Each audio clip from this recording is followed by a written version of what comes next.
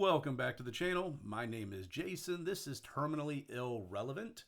And if you would, do me a quick favor before we get into the video. Hit the subscribe button for me. Drop a like if you like it. If it's terrible, leave me a comment. You know, any of those things would be great. I'd greatly appreciate it.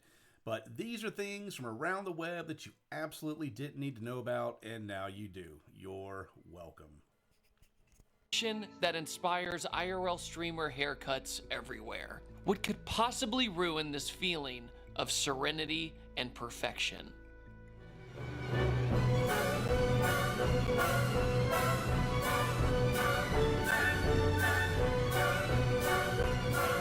Parking lots are filled with trash. It's disgusting.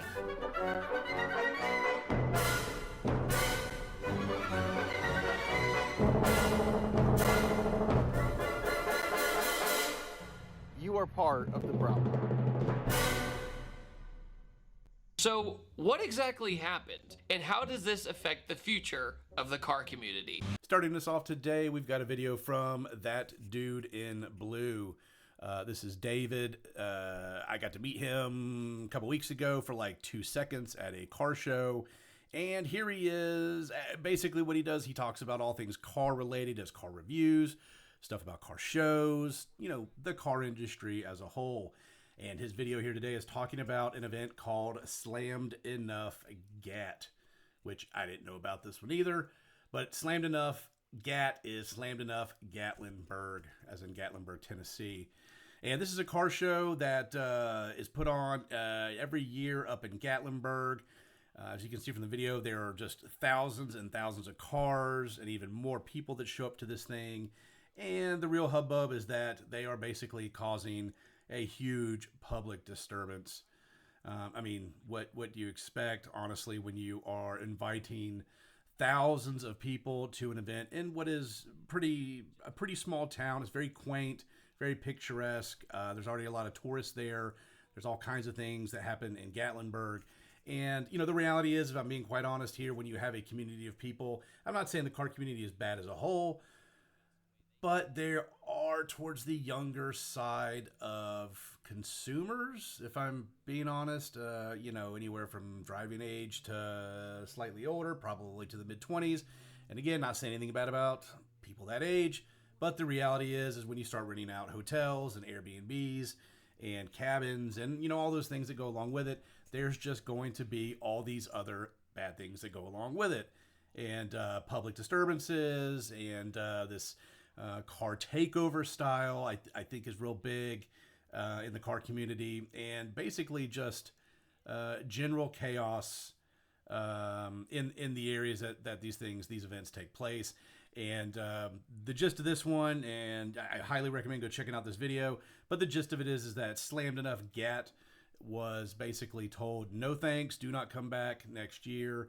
So we'll just have to wait and see if they rectify this, if they're going to continue to do this. But other events from around the country that have like a similar style have fallen prey to the same thing. So definitely go check out David's video over at That Dude in Blue.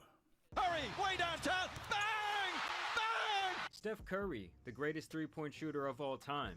I hate to say it, but he, Kevin Durant, and the Golden State Warriors are the sole reason I checked out on the NBA back in around 2018. That is simply how dominant they were. Keep in mind, Steph has always kept his head down and his nose clean. Like, I'm talking about absolutely no scandals on or off the court, while also pocketing a cool $1 billion along the way. Everyone loved his family. He was bringing out the baby to the press conference. The wife was doing the cooking show, but it was simply not enough for Ayesha, and over time it's really just gotten more and more embarrassing. First, 6 years ago we had this clip from the Red Table Talk where relationships go to die.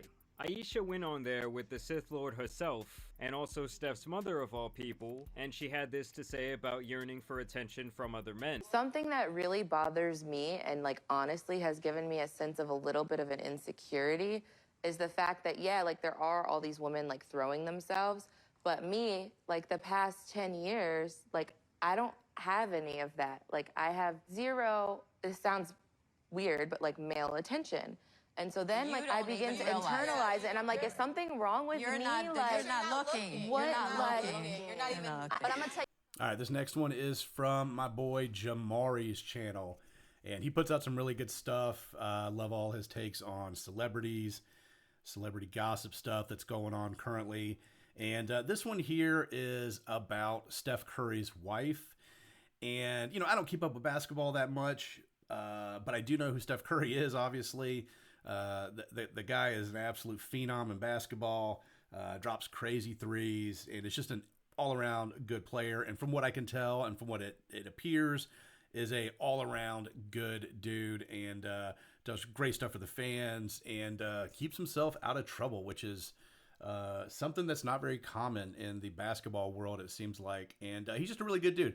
And you've got his wife here who seems to miss the attention that maybe she would get if she was younger or single or living a different life. And what's crazy is that she goes on the what is it, the red table, I forget what it's called, the thing that Will Smith and Jada Pinkett Smith did when they were talking about all their nonsense and their, I'd say marriage, but it certainly isn't. But yeah, she goes on this show. She even has her mother-in-law there, Steph Curry's mom, and she just is lamenting that she is not getting the attention that she deserves or that she wants, and she's feeling left out. And the only thing I got to say about this is I mean, damn, if my wife was out there saying this, that she missed the attention that she was getting from other men, man, we'd have a problem. And I just don't understand this. I mean, what else can you really have in this world? I mean, you're married to a superstar basketball player. You've got anything and everything that you could want. You can do anything that you want, and you're still wanting attention from men. I don't get that. I don't know what else to say about it other than, yeah, check this video out. Yeah, I feel bad for Steph. I mean, you know, he's got to put up with this stuff while, you know, being a professional basketball player. And yeah, it's just not a good look.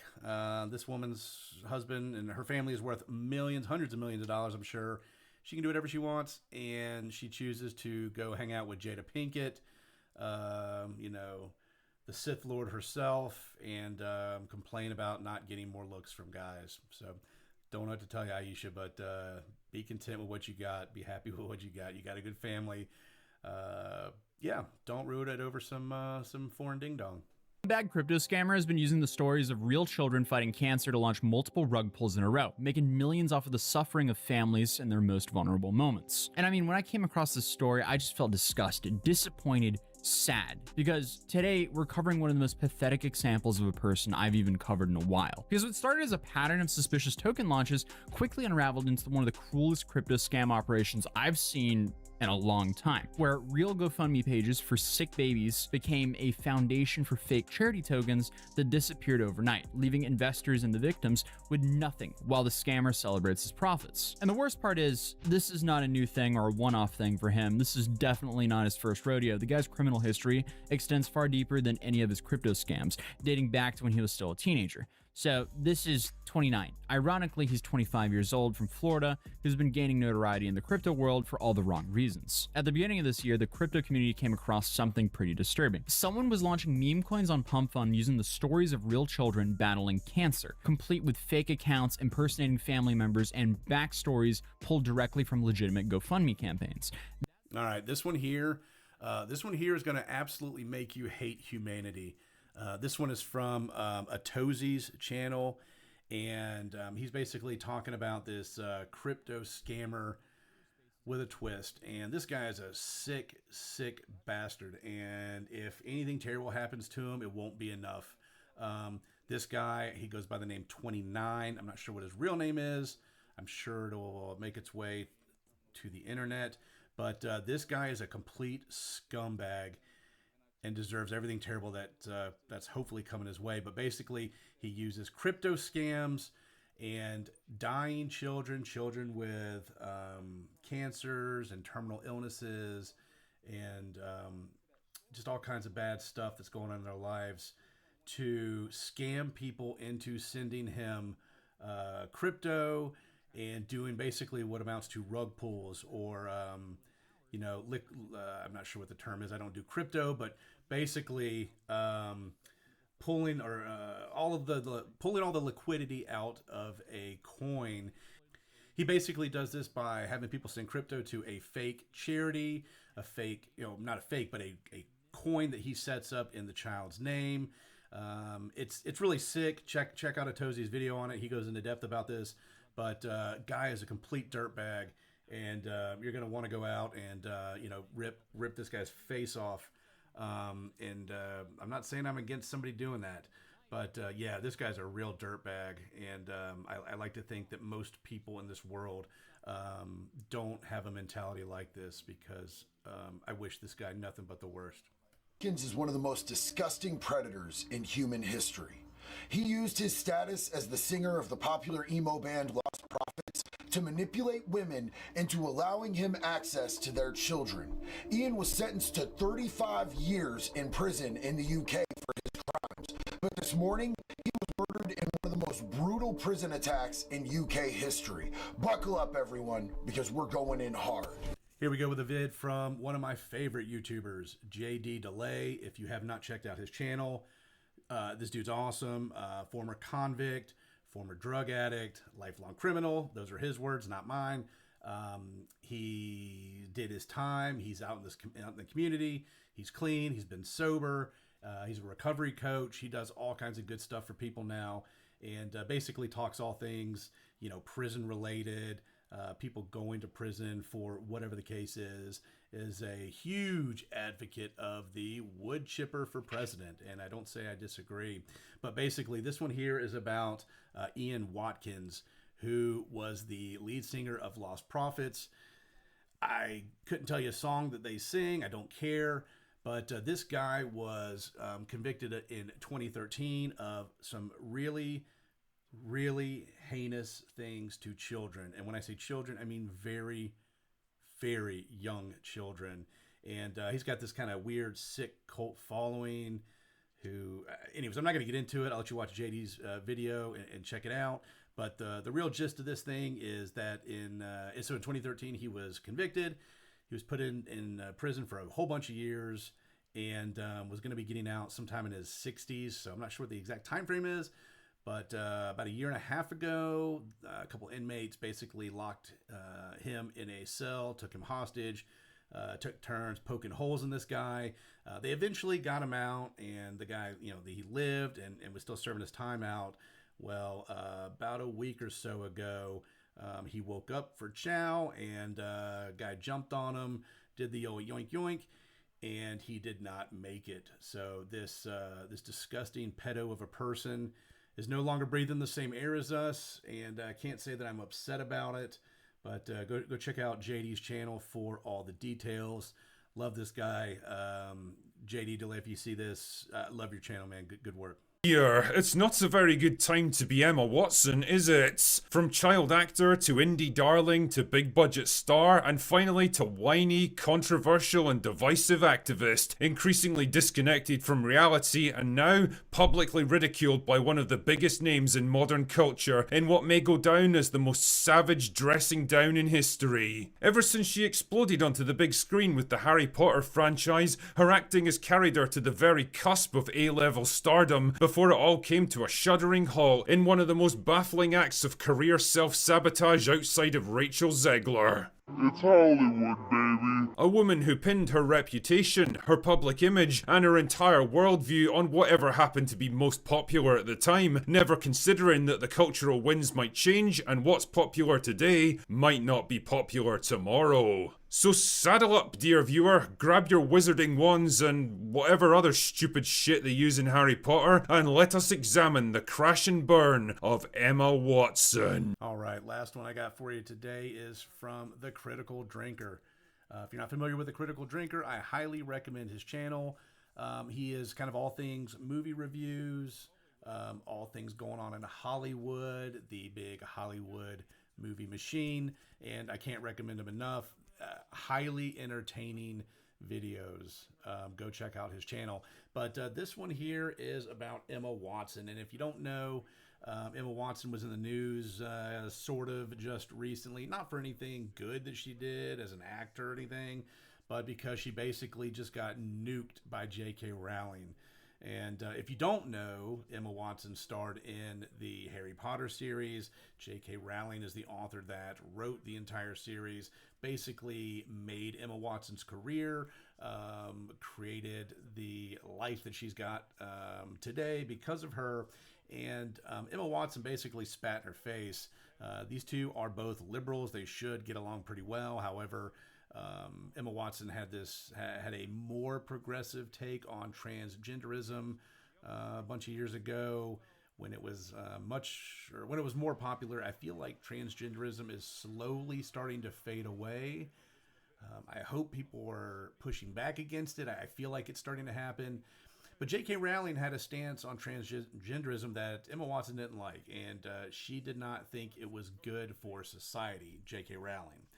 And basically, Emma Watson threw her under the bus. Daniel Radcliffe, the guy that played Harry, same thing. You know, I grew up with these movies. I didn't read the books, but I watched all the movies. I enjoyed the movies.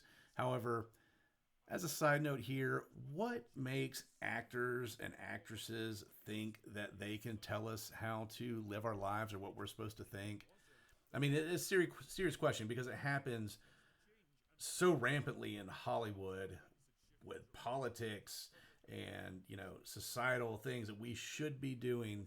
Why is it they feel like they are in a position to tell us how to live our lives? If somebody can really answer that question for me, please let me know. These people are paid to read lines in a fake movie. They are not politicians. They are not deep philosophers. They offer not a lot in the way of the thinking department, and I just don't understand why they think they can tell us how to live our lives, especially when they are majillionaires and have not lived amongst the peasants for so long. I feel like most of them are out of touch with reality, and I just don't get it. So that's my little tangent about celebrities, what makes them think they can tell us how to live. But back to this, basically, Emma Watson, you know, said in an interview a couple weeks ago, oh, I'd love to talk to J.K. Rowling again. And she has my number. She can call whenever she wants. And J.K. Rowling basically said, F you, gave her the double barrel, dropped a diamond cutter on her, and said no thanks. And I love it. I love seeing that. This woman basically made Emma Watson who she is, made her the millions and millions of dollars that she's made, and you know, Emma Watson couldn't resist the chance to throw her under the bus. So I'm all here for it. But anyways, that's all I got for today. If you made it this far, thank you so much. Hit that subscribe button for me. I would greatly appreciate it. Thank you, thank you, thank you. And just remember, if any of this stuff makes you want to go out there and just punch a baby squirrel, remember, it's all irrelevant. Go away now.